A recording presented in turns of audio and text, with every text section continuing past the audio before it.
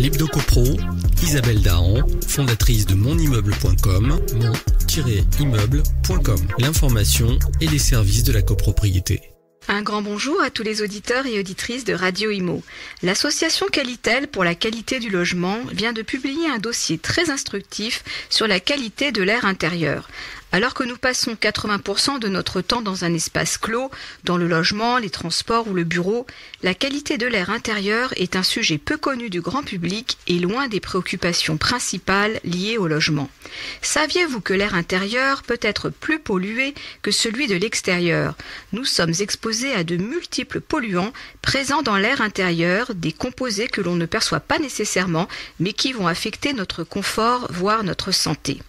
Dans un logement, les principaux polluants sont des particules et des composés organiques volatiles, COV, mais on compte aussi les moisissures et les acariens par exemple.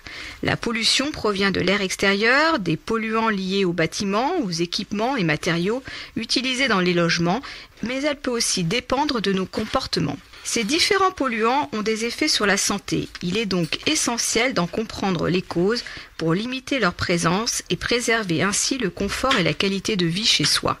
Ces polluants peuvent être émis en faible quantité de façon continue ou bien en quantité plus élevée lors d'une activité particulière, tabagisme ou utilisation d'un produit par exemple. Les émissions peuvent également varier selon les saisons, comme pour les pollens ou les polluants liés au chauffage. Une mauvaise qualité de l'air intérieur influe sur la santé. Elle présente des risques à court et à long terme et provoque des affections plus ou moins graves. Elle peut aussi être la cause d'irritations, de maux de tête et même jouer un rôle dans l'apparition de certaines maladies. La pollution de l'air serait également responsable de la forte augmentation de l'asthme et des allergies ces 20 dernières années. Le syndrome du bâtiment malsain est apparu dans les années 1970 et regroupe différentes pathologies plus ou moins sévères. On y retrouve les maux de tête, le nez bouché, la gorge sèche, une sensation de sécheresse ou au contraire d'humidité des yeux ou encore une somnolence accrue. De nombreux facteurs peuvent être à l'origine de ces troubles: renouvellement d'air, température, hygrométrie, éclairage, bruit, champ électromagnétique. Alors, comment peut-on améliorer la qualité de l'air chez soi ?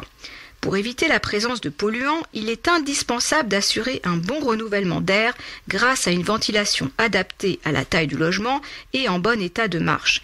Il est également utile de vérifier le bon fonctionnement du système de chauffage. Les choix des matériaux est essentiel. Pour les produits de construction et de décoration, isolants, cloisons, revêtements de sol, peinture, colle, privilégiez les étiquettes A+, afin de limiter les émissions de composés organiques volatiles chez vous.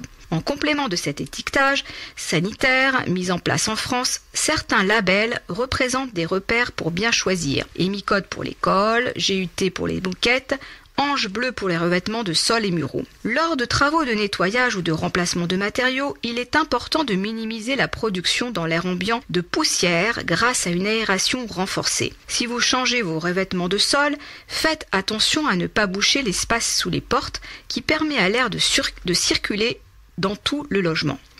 Un bon renouvellement d'air est primordial. Veillez à aérer quotidiennement votre logement, d'autant plus quand vous cuisinez ou bricolez. Assurez-vous du bon fonctionnement de votre système de ventilation VMC et n'obturez ni les entrées d'air ni les bouches d'extraction. De manière générale, évitez les produits odorants comme l'encens, les bougies et les parfums d'ambiance. Si vous faites partie des 21% des Français qui se plaignent d'une mauvaise isolation ou ventilation de leur logement, vous savez à présent quelle est l'importance d'une ventilation en bon état de marche. Il n'y aura pas de chronique la semaine prochaine, on se retrouve le 5 février.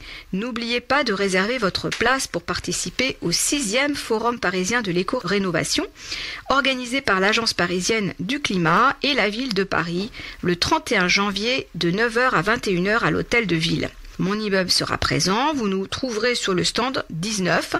L'inscription est gratuite, vous trouverez le lien sous la chronique. Portez-vous bien et continuez de nous suivre sur monimmeuble.com. L'Hebdo-Copro, Isabelle Dahan, fondatrice de monimmeuble.com, mon-immeuble.com. L'information et les services de la copropriété.